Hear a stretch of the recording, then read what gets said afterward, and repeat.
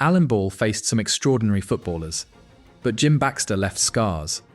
Their most famous collision came at Wembley in 1967. England were world champions. Scotland arrived determined to knock them off their pedestal. And Baxter knew exactly how to unsettle Ball. Baxter later recalled that Billy Bremner had told him something useful. Ball was sensitive about his high-pitched voice, so Baxter started winding him up. He compared Ball's voice to comedian Jimmy Clitheroe, and he kept provoking him. Then came the physical treatment. Baxter recalled leaving a tempting ball for Ball. He knew Bremner was waiting. Ball attacked it. Bremner crashed into him, but Baxter's greatest punishment came with the football. Scotland won 3-2. Baxter controlled midfield with frightening calm. With England chasing him, he famously juggled the ball at Wembley. Ball remembered that afternoon for decades. Years later, he admitted, "He gave me the biggest chasing of my life." That wasn't bitterness. It was respect. Ball had faced elite footballers across his career. Yet Baxter remained impossible to forget. Years later, Ball joined Alan Mullery and Frank McClintock. Together, they discussed an all-time British 11. Baxter's name entered that elite conversation. That matters. Jim Baxter. Jim Baxter, of course, blimey, yeah. 1967. He gave me the biggest chasing of my life, playing for England. They beat us on that day. They beat us on that day the year after. That's when they took all the pitch home. Ball wasn't praising an old teammate. He was praising a rival who had tormented him. Baxter had provoked him. He had outplayed him. And he had helped humiliate England at Wembley.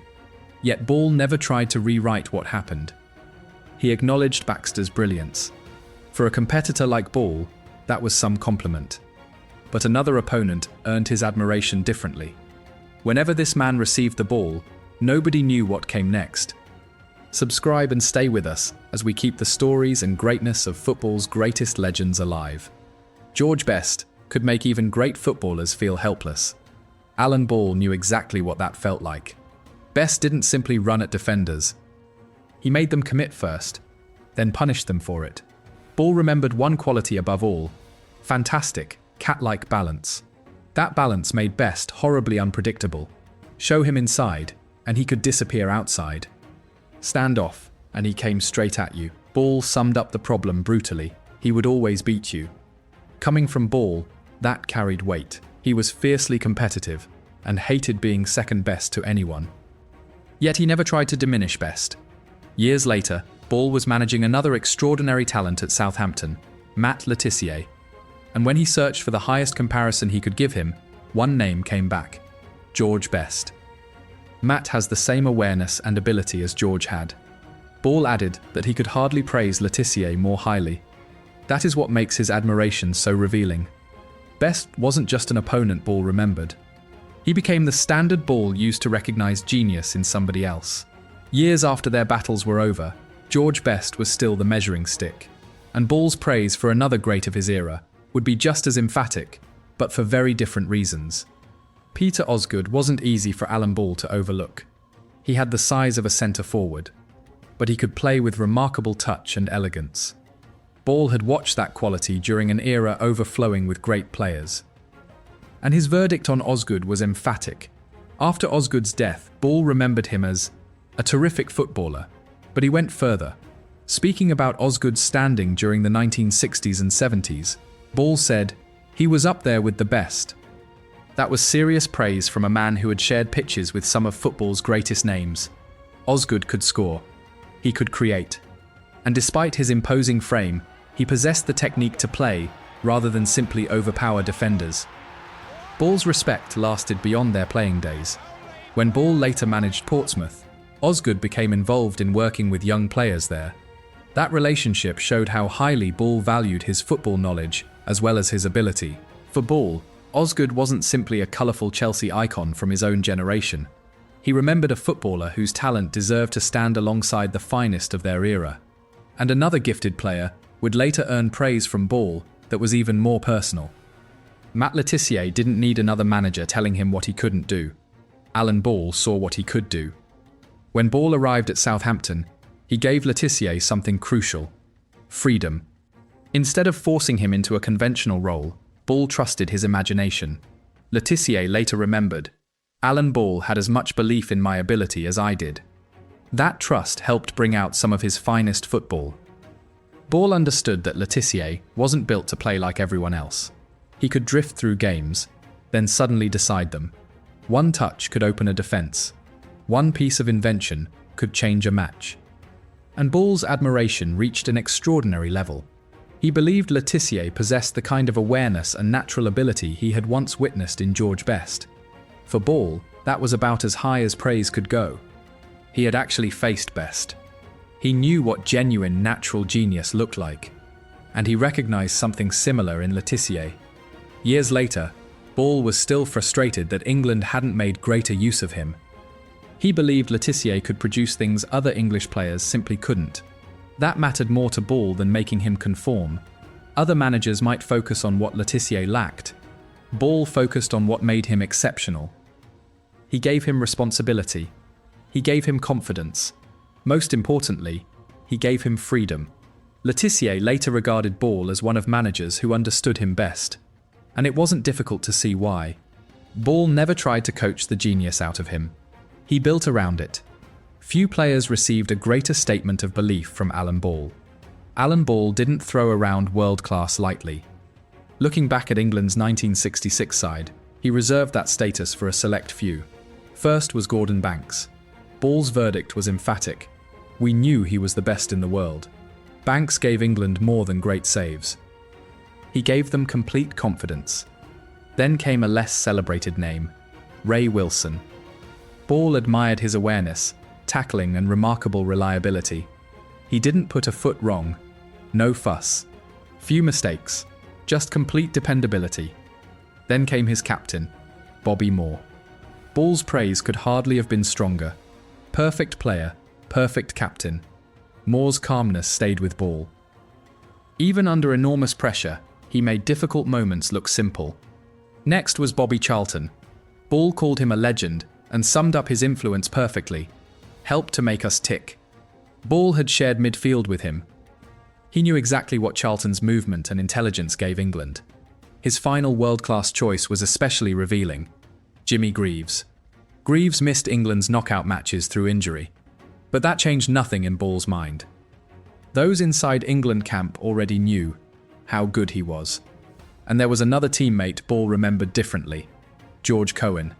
Cohen wasn't part of this specific world-class five, but Ball's affection for him was enormous. In his autobiography, Ball wrote, "I loved and adored him and still do." He remembered Cohen as strong, quick, and extremely difficult to beat. Together, they formed a trusted partnership down England's right side. That distinction matters. Ball didn't praise every teammate in the same way. Some earned his highest footballing judgment. Others earned something even more personal. And when Ball chose his words carefully, his praise carried real weight. Years later, Alan Ball sat with Alan Mullery and Frank McLintock to debate an all-time British 11. Among names they discussed were three giants from different generations. Tom Finney came first. Finney was talked about alongside George Best. That alone showed the level of company he kept. Best was a genius. Ball had faced himself. Yet Finney's reputation for balance, intelligence, and versatility remained powerful enough to stand beside him. Then came Duncan Edwards. His career had ended tragically before Ball became an England international. Yet Edwards still commanded enormous respect. During their discussion, the question wasn't simply whether he was good enough. It was where such a complete footballer should play. Centre half or midfield? That says plenty about how highly his ability was regarded. Then came Denis Law. Law was discussed alongside Jimmy Greaves when they turned to great forwards. Two devastating goal scorers, but completely different characters. Greaves could destroy teams with almost effortless finishing. Law brought aggression, instinct, and relentless movement around goal. For Ball, these discussions crossed generations. Finney represented greatness that came before him. Edwards represented greatness cruelly cut short. And Law was a star from Ball's own era. Different careers, different styles. But when football's very best were being debated, all three names belonged in the conversation. By 1998, Alan Ball was looking at a very different England side. More than 30 years had passed since Wembley. Yet his standard for greatness had barely moved. When asked which players from that generation could reach the highest level, one name immediately stood out: Paul Gascoigne. Ball knew Gascoigne possessed extraordinary natural ability. There was imagination in his game, the courage to demand the ball, and the ability to produce something nobody expected. But Ball also had concerns. Talent alone wasn't enough for him. Fitness, preparation, and condition mattered if that talent was going to dominate at the highest level. Then came Alan Shearer. Ball respected what England had in their centre forward: power, movement, and a ruthless instinct around goal. Shearer had already proved he could score against elite opposition, but again, Ball judged him against an unforgiving standard. Not simply whether he was excellent, but whether he belonged among football's truly world-class players. And then there was David Seaman. Ball understood better than most what an elite goalkeeper could give a team. He had spent his greatest England years with Gordon Banks behind him, so his standard was hardly generous. Yet Seaman was one of modern England players Ball believed deserved serious consideration at that level. What makes these three interesting is that Ball didn't praise them blindly. He could admire Gascoigne's genius while questioning his condition, respect Shearer's quality while demanding the very highest standard, and recognize Seaman without forgetting what he had experienced with Banks. Ball wasn't trapped entirely in 1966. He could recognize greatness in another generation, but he still made players earn that word. Even late in Alan Ball's life, one midfielder could still excite him: Paul Scholes. Ball had watched football change enormously since his own playing days, but Scholes possessed qualities he immediately recognized: intelligence, movement, quick thinking, and complete comfort with the ball. Ball summed up his admiration beautifully: "When I see Paul Scholes play football, it makes me smile." That was more than casual praise. Ball saw something familiar in Scholes, a midfielder who always wanted possession, who worked relentlessly, and who could control a match without making football look complicated. Ball particularly admired Manchester United's football during that period. Even shortly before Ball's death in 2007, football remained part of his conversations with his son. One player they were discussing was Scholes, following his Champions League performance against AC Milan. That makes Ball's admiration especially fitting. Baxter had humbled him. Best had amazed him. Tissier had earned his complete belief. His 1966 teammates had shared football's greatest prize with him. But decades later, Scholes could still remind Ball what he loved about football. After a lifetime spent playing, managing, and watching great players, his reaction remained wonderfully simple. Scholes made him smile, and perhaps that says everything about Alan Ball. Great football never stopped meaning something to him. Subscribe and come back with us to a time when football felt different.